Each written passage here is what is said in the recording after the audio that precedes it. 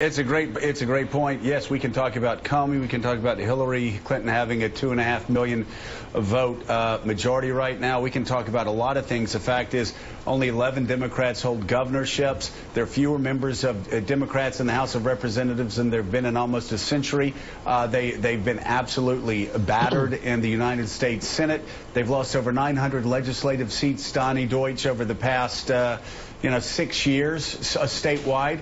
This is a party that's been bleeding out at every level other than the top level, the presidency.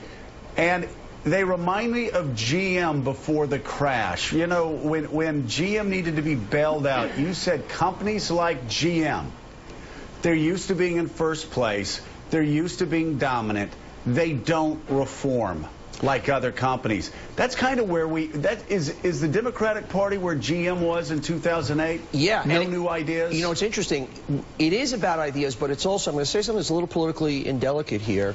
It is about age. You know, when the average age of the leadership is 75, I don't care whether it's a television network, an advertising agency, a movie studio, or at 75 years old, when that is the think tank, you're looking at the world differently. The ideas are not new for the most part at 75. So there is an issue with the age, and I pleased all my mother's friends, and I want them yelling at me. The second thing also that is... Hey, Donnie, your passport to Boca has just been revoked. Your mother's not going to see you, but go ahead. The other thing beyond issues, if we go back and say, okay, Bill Clinton saved the Democratic Party, was it an issue, an idea, or was it just a person? Same thing with Ronald Reagan. So they need... Yes, it is about ideas, but they need transformative people, personalities, dynamic figures for people to rally around. Ironically, same thing with Donald Trump. It wasn't about his ideas. It was about the power of that person.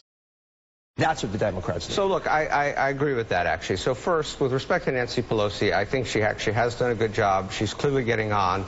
I'm happy she got reelected, but that's not really the issue. I think the issue is, one, what Harold said about the need for ideas and policies, but really, we have some of those. What's really important is we don't have the people at the moment. And when I talk to my friends in the Democratic Party, and we're all obviously in despair about the election, we say, well, who's next?